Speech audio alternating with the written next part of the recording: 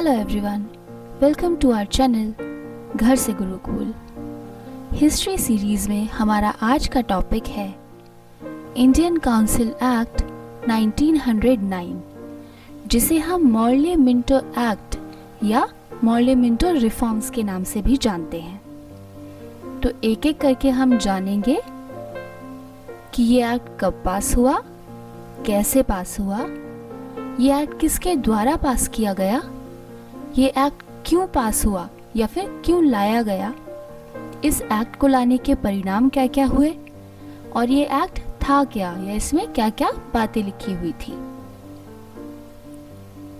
अब सबसे पहले बात करते हैं कि ये एक्ट कब पास हुआ और किसने पास किया। तो ये एक्ट पास हुआ यूके गवर्नमेंट के द्वारा 12 मार्च 1909 की तारीख को। जब ये एक्ट पास हुआ तब ब्रिटिश सेक्रेटरी ऑफ स्टेट थे जॉन मॉर्ले और इंडिया के वायसराय थे लॉर्ड मिंटो। इन्हीं दोनों के नाम से इस एक्ट का नाम मॉर्ले मिंटो एक्ट पड़ा। ये तो हुई बात कि ये एक्ट किसने पास किया था। अब जानते हैं कि इस एक्ट को पास करने की या इस एक्ट को लाने की जरूरत क्यों पड़ी।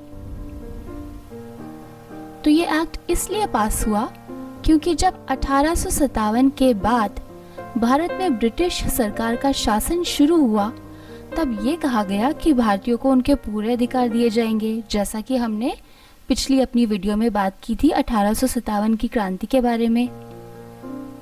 तो ऐसा क्यों कहा गया? ताकि भारतीय लोग जो हैं वो अपने देश के लिए बनने वाले कानूनों में भागीदारी कर सकें और इसके लिए समय समय पर बहुत सारे एक्ट भी लाए गए।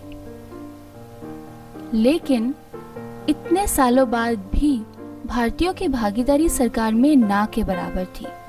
तो जरूरत थी कि ऐसा एक्ट लाया जाए जिससे कि इस भागीदारी को बढ़ाया जा सके। ये तो था पहला कारण।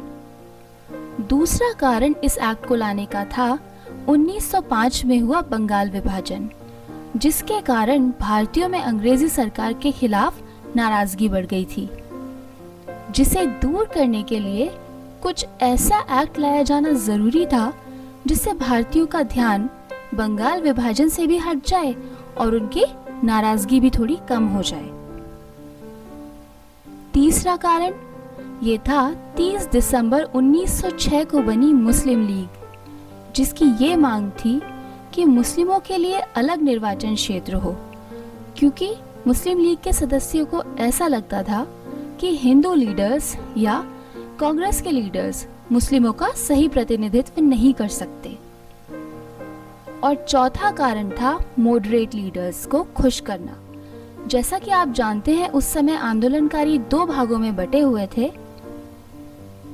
एक थे गरमपंथी यानी कि एक्सट्रीमिस्ट, जो ब्रिटिश सरकार के साथ कोई समझौता नहीं करना चाहते थे और किसी भी तरह देश को उनसे आज़ाद कराना चाहते थे। तो इन एक्सट्रीमिस्ट के साथ ब्रिटिश सरकार की कभी नहीं बनी। और दूसरा दल था नरमपंथी, जिन्हें मॉडरेट्स भी कहा जाता है, जो कि सरकार के साथ बातचीत से ही हर समस्या का हल करना चाहते थे और मिलजुल कर काम करना चाहते थे। तो ब्रिटिश सरकार ऐसा कानून लाना चाहती थी जिससे गरमपंथी और नरमपंथी इन दोनों दलों के बीच की दूरी को और भी बढ़ाया जा सके, क्योंकि नरमपंथी काफी समय से यही मांग कर रहे थे कि भारतीयों की भागीदारी सरकार में बढ़ाई जाए। तो ये कानून लाकर उन्हें खुश किया जाना था।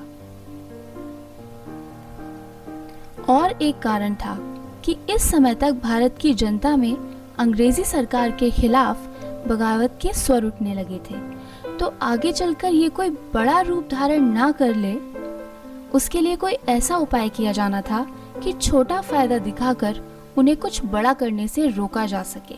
तो ये भी एक कारण था जिस वजह से ये एक्ट लाया गया। अब जानते हैं कि ये एक्ट था क्या या फिर इस एक्ट में क्या बातें लिखी हुई थी। Increase number of Indians in council of viceroy of India. इस एक्ट के द्वारा वायसराय की काउंसिल में भारतीयों की संख्या बढ़ा दी गई थी, ताकि देश के लिए कोई भी नियम कानून बनाते समय उनकी राय ली जा सके। लेकिन उनकी संख्या इतनी भी नहीं बढ़ाई गई, न ही उन्हें इतने अधिकार दिए गए कि वो किसी भी नियम को बदल सकें या पलट सकें। हाँ, अब वो सवाल ज़रूर पूछ सकते थे, यानी कि काउंटर क्वेश्चन की पावर उन्हें ज़रूर मिल गई थी, लेकिन कोई भी कानून बनाने के लिए वीटो पावर ब्रिटिश एग्जीक्यूटिव्स के हाथों में ही थी।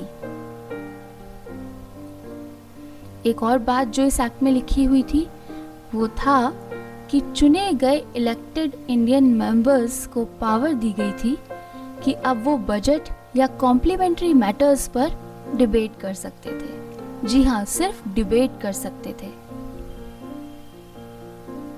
और क्या लिखा हुआ था? Increase number of Indians in executive councils of Bombay and Madras. Madras और बॉम्बे की प्रोविंशियल एग्जीक्यूटिव काउंसिल्स में उनकी संख्या बढ़ा दी गई। सेपरेट इलेक्टोरेट फॉर मुस्लिम्स, जो कि मुस्लिम लीग की एक मांग थी, उसको मान लिया गया और मुस्लिम्स के लिए अलग निर्वाचन क्षेत्र की स्थापना कर दी गई। अब बात करते हैं कि गवर्नमेंट का स्ट्रक्चर कैसा रखा गया। तो जैसा कि आज भी गवर्नमेंट सेंट्रल और स्टेट लेवल पर अलग अलग होती है और उसमें अलग अलग मेंबर्स होते हैं, उसी तरह उस समय भी सेंट्रल लेजिस्लेटिव काउंसिल और प्रोविंशियल लेजिस्लेटिव काउंसिल बनाई गई। सेंट्रल लेजिस्लेटिव काउंसिल के हेड थे वायसराय, जो कि उस वक्त लॉर्ड मिंटो थे, और जो वायसराय होते थे वो इंडिया में ब्रिटिश गवर्नमेंट के रिप्रेजेंटेटिव होते थे। प्रोविंशियल काउंसिल, इनके हेड होते थे उस प्रोविंस के गवर्नर। तो इस एक्ट में मेनली ये लाया गया कि इंडियंस की संख्या सेंट्रल लेजिस्लेटिव और प्रोविंशियल लेजिस्लेटिव, मेनली बॉम्बे और मद्रास, इनमें बढ़ाई जा सके। इसके अलावा इंडियन सेक्रेटरी की काउंसिल में भी अब उन्हें चुनकर लाया जा सकता था। अब बात करते हैं कि लेजिस्लेटिव काउंसिल में मेंबर्स किस तरह से चुनकर आते थे या किस तरह के मेंबर्स होते थे। तो लेजिस्लेटिव काउंसिल में 4 तरह के मेंबर्स थे। पहले थे एक्स ऑफिशियो मेंबर्स, इसमें वायसराय और उनकी एग्जीक्यूटिव काउंसिल के मेंबर्स होते थे। दूसरे थे वो गवर्नमेंट ऑफिसर्स जिन्हें वायसराय खुद चुनते थे, इन्हें नॉमिनेटेड मेंबर्स भी कहा जाता था। तीसरे थे वो चुने गए मेंबर्स जिन्हें कुछ जाने माने जमींदार या रसूख वाले भारतीय लोग चुनकर लाते थे। और चौथे थे वो लोग जो गवर्नमेंट ऑफिसर्स तो नहीं थे, लेकिन उन्हें वायसराय के द्वारा ही चुना जाता था और इन्हें नॉमिनेटेड नॉन ऑफिशियल मेंबर्स कहा जाता था। तो ये थी बात इस एक्ट में लिखी हुई बातों की। अब देखते हैं मॉर्ले मिंटो एक्ट को लाने के क्या क्या परिणाम हुए।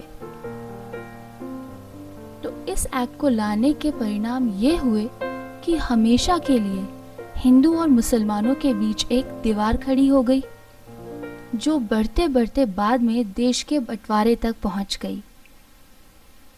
दूसरा, इस एक्ट के कुछ समय बाद शुरू हुई वर्ल्ड वॉर 1 ने सारे समीकरण बदल दिए, जिसका परिणाम 1919 में हुए मॉन्टेग्यू चेम्सफोर्ड एक्ट के रूप में सामने आया। और यही एक्ट होगा घर से गुरुकुल का हमारा नेक्स्ट टॉपिक। तब तक के लिए please like, share and subscribe. Thank you so much.